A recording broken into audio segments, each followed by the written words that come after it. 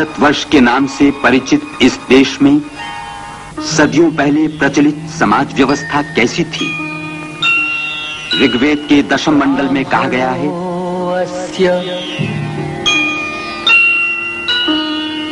मुखम आसित ब्राह्मण, क्षत्रिय, वैश्य, शूद्र ये मूलतः 4 वर्ण थे। आगे चलकर ये वर्ण जन्म के आधार पर कई जातियों में बंट गए। इस जात पात के भेदभाव की जड़ें गहराई तक पहुंच गईं और उनके कटीले पौधे समाज के शिखर तक फैल गए। 19वीं सदी में विदेशियों का, अंग्रेजों का शासन इस देश में पक्का जम गया था। फिर भी इस उपमहाद्वीप में देहातों, नगरों में से दलितों को अछूत बनाकर गांव के बाहर कर दिया गया था। जीवन उनका जानवरों से भी गया बीता था। दरिद्रता और अज्ञान की कोई सीमा न रही।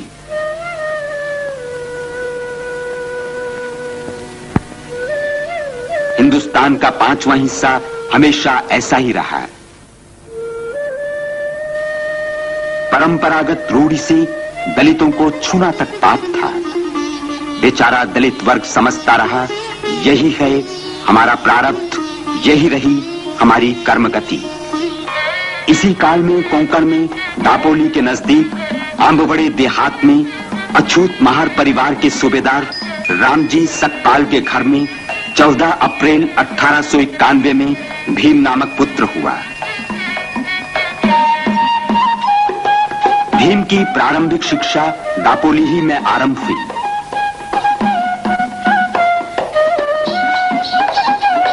पर इसी बीच रामजी को सातारा में जाकर बसना पड़ा। वहीं के एक अध्यापक ने अपने इस प्यारे शिष्य का उपनाम उनकी जन्मभूमि आंबवड़े से आंबेडकर रखा। इसी उम्र में भीम को एक नई व्यथा का अनुभव हुआ। बड़े बाल कटवाने वो नाई के पास गया।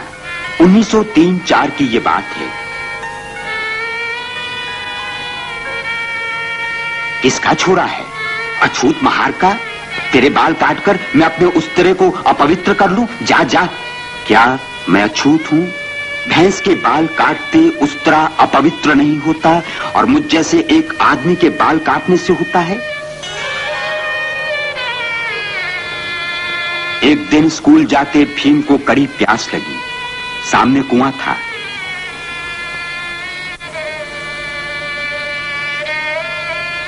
वो कुएं पर जाकर पानी पीने लगा।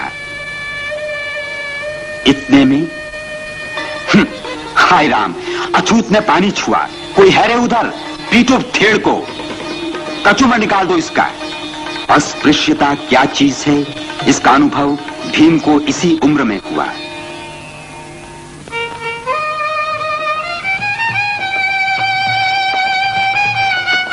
आगे चलकर ये परिवार बंबई के परेल विभाग में मील मजदूरों की बस्ती में दबक चाल में रहने आया। 1907 में वहीं मैट्रिक पास करके भीम कॉलेज में दाखिल हुआ।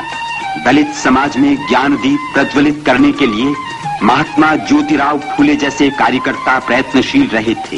इस ज्योति को बड़ौदा नरेश सयाजीराव गायकवाड़ ने जगाया।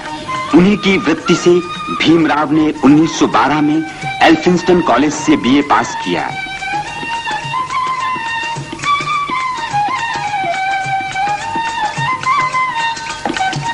उच्च शिक्षा के लिए 1913 में भीमराव अमेरिका गए।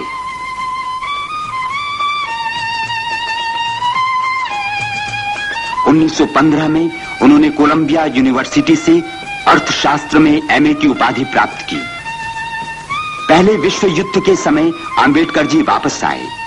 फिर 1920 में उच्च शिक्षा के लिए लंदन रवाना हुए। उस समय 2 सगे संबंधी उनके साथ थे। ग्रंथ सगे थे, दारिद्र्य संबंधी था।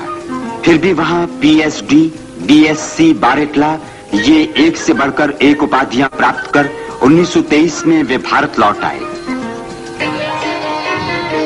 उसी समय गांधी जी के असहयोग आंदोलन ने हिंदुस्तान में जड़ जमाई थी। सदियों से सोया हिंदुस्तान नई चेतना से जाग उठा था।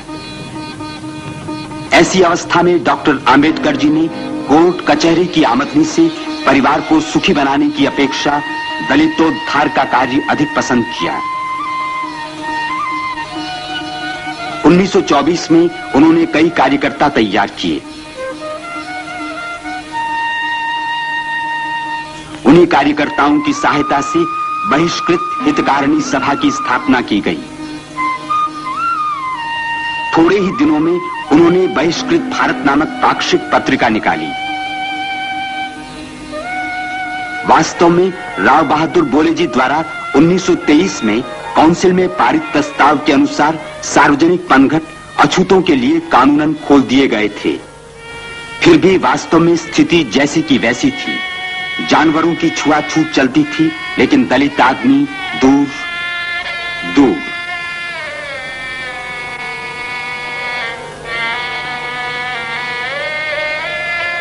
महार का चौदार तालाब नगरपालिका द्वारा अछूतों के लिए खोल दिया गया था। वहां अपना अधिकार स्थापित करने के लिए डॉक्टर आंबेडकर जी ने आम दलितों को संगठित होने का संदेश दिया। उनकी पुकार पर देहातों में से हजारों अछूतों ने 1927 में चौदार तालाब की ओर मोर्चा निकाला। महाड़ में परिषद हुई। उसमें डॉक्टर आंबेडकर जी ने दलित वर्ग से कहा, स्वाभिमानी बनो, साफ सुथरे रहो, भीख मांगना छोड़ दो, अपने बच्चों को पढ़ाओ। उसी परिषद में पुरानी समाज व्यवस्था के प्रति कड़ा विरोध प्रकट करने के लिए उन्होंने मनुस्मृति जलाई और उनके विरुद्ध चारों ओर से टीका टिप्पणी का तूफान खड़ा हो गया। महाड़ की तरह नासिक में भी अछूतों का मंदिर में प्रवेश पाने तथा वहां पूजा आदि का अधिकार प्रस्थापित करने के लिए कालाराम मंदिर के बाहर उन्होंने 1930 में सत्याग्रह आरंभ किया। पुलिस का कड़ा शासन होने पर भी सत्याग्रह नहीं रुका। सवर्णियों ने अंत में मंदिर के दरवाजे ही बंद कर दिए। अछूत आखिर हिंदू हैं या नहीं, इस विवाद ने पूरे भारत में हो हल्ला मचा दिया। इस तरफ बापूजी अंग्रेजों से औपनिवेशिक स्वराज्य की मांग कर रहे थे। उसी के फलस्वरूप 1930-31 में गोलमेज परिषद बुलाई गई। लंदन में संपन्न उस परिषद में आंबेडकर जी ने एक ओर दलितों के लिए स्वतंत्र निर्वाचन क्षेत्र की मांग की, तो दूसरी ओर बापूजी ने अछूतों का हिंदुओं से अलग होना ही अस्वीकार कर दिया। इस पर दोनों में काफी संघर्ष छिड़ा। इस संघर्ष की बिजली पूरे देश में कौंध थी। इसी संबंध में बापूजी ने पुणे के एरवड़ा जेल में आमरण अनशन आरंभ किया। शुरू में डॉक्टर आंबेडकर जी अपनी बात पर अटल रहे, इसलिए लोगों ने उन्हें घोर राष्ट्रद्रोही तक कहा। आखिर बड़े बड़े नेताओं के प्रयत्नों से संयुक्त निर्वाचन क्षेत्र का पर्याय निकाला गया। यही है 1932 का पुणे समझौता। बादल बरसे, कटुता की गंदी गलियां साफ हो गई। दलित वर्ग तथा सवर्ण हिंदुओं की अभिन्नता की नींव इस तरह पक्की हो गई। उसे संयुक्त निर्वाचन क्षेत्र का पर्याय निकाला गया। यही है 1932 का पुणे समझौता। बादल बरसे, कटुता की गंदी गलियां साफ हो गई। दलित वर्ग तथा सवर्ण हिंदुओं की अभिन्नता की नींव इस तरह पक्की हो गई। आखिर आंबेडकर जी ने ये झगड़ा क्यों शुरू किया था? आप देश की मुक्ति के साथ ही अपने दलित बंधुओं के लिए न्याय,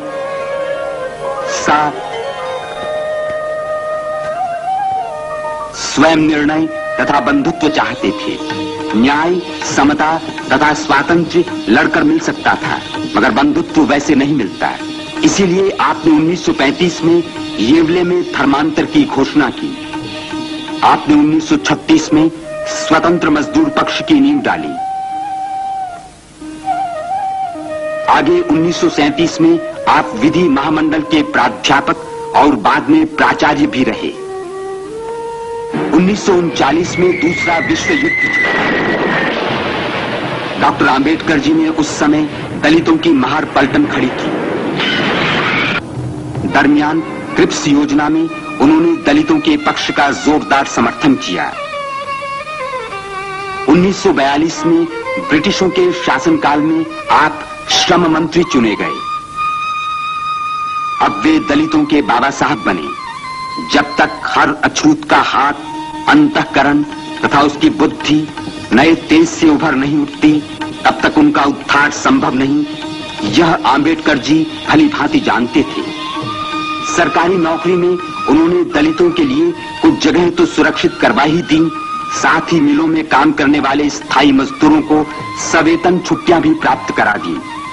कोंकण की खेती की समस्या, महारवतन, बेगारी आदि समस्याओं पर भी आपने ध्यान दिया। हजारों वर्षों से अकर्मण्य बने दलितों के दिलों में आत्मविश्वास तथा स्वाभिमान की ज्योति डॉक्टर आंबेडकर जी ने प्रज्वलित की। अब उनके बौद्धिक विकास के लिए शिक्षा संस्थाओं के निर्माण की आप सोच रहे थे।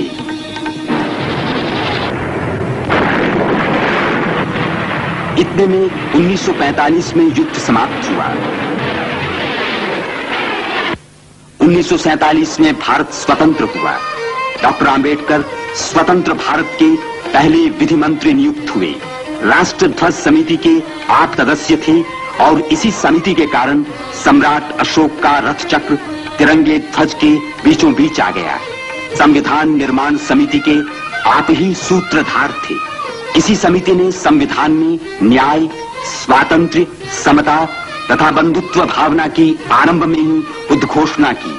संविधान की धारा 17 के अनुसार अस्पृश्यता सदा के लिए दफना दी गई। एक नया युग आरंभ हुआ। शूद्रातिशूद्रों के समान ही भारतीय नारी को भी अधिकारपूर्ण जीवन प्राप्त हो जाए, इसलिए उन्होंने विचार विमर्श के उपरांत हिंदू कोड बिल तैयार किया। उसके पक्ष में जनमत जागृत करने की भी उन्होंने कोशिश की। 1951 में उन्होंने उसे लोकसभा में प्रस्तुत किया, लेकिन वहां उसमें से कुछ धाराओं के संबंध में मतभेद के कारण उन्होंने मंत्री पद का त्याग किया। इस तरह लगातार 27 वर्षों तक यह युग पुरुष अपने दलित वर्ग के उद्धार के लिए लड़ता रहा। उसने पत्र पत्रिकाएं निकाली, संगठन किया, सभाओं परिषदों को गुंजा दिया, समता सैनिक दल की स्थापना की, प्रहार किए और झेले भी। उन्होंने 7 करोड़ दलितों के उद्धार के लिए एक तूफान, एक बवंडर खड़ा कर दिया। इस संघर्षमय जीवन में भी उन्होंने औरंगाबाद में मिलिंद महाविद्यालय तथा बंबई में सिद्धार्थ महाविद्यालय की स्थापना की। नई पीढ़ी के लिए अखंड ज्ञान गंगोत्री का सृजन किया। एक समय का पद दलित आज नवजीवन पाकर नया मानव बनकर बाहर निकलने लगा। बंबई के दादर विभाग में राजगृह नामक अपना निवास स्थान आपने 1934 में बनवाया। कई बार भूखे पेट खरीदे अनमोल ग्रंथों का संग्रह आपने इसी राजगृह में किया था।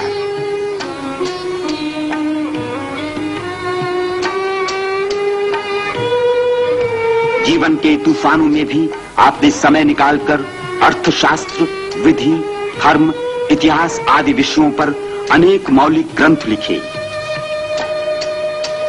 1952 में इस प्रकांड पंडित को विश्वमान्य कोलंबिया यूनिवर्सिटी ने डॉक्टर ऑफ लॉज की उपाधि दी।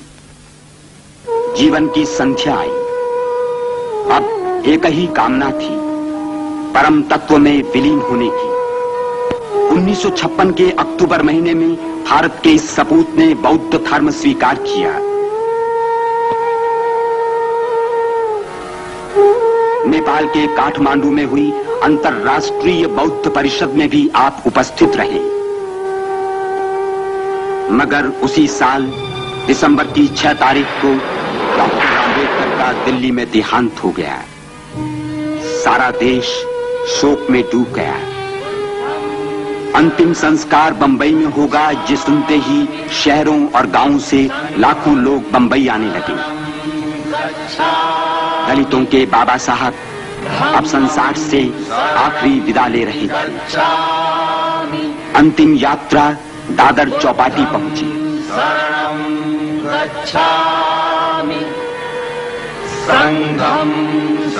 उन्हें शाही सलामी दी गई। चंदन की चिता में उस महामानव का शरीर लपटों में विलीन हो गया। वे चले गए, मगर उन्होंने भारत तथा हिंदू धर्म पर लगा अस्पृश्यता का कलंक सदा के लिए मिटा दिया। सदियों से चली आई इस जर्जरित रूढ़ि को जड़ से मिटा देने वाले इस परम प्रतापी युग पुरुष के जीवन का उज्जवल इतिहास केवल भारत को ही नहीं बल्कि सारे संसार को ये संदेश देता रहेगा। न त्वहं कामये राज्यं न स्वर्गं न पुनर्भवं कामये दुःखतप्तानां प्राणिनां मार्तिनाशम्। दुःखमागमा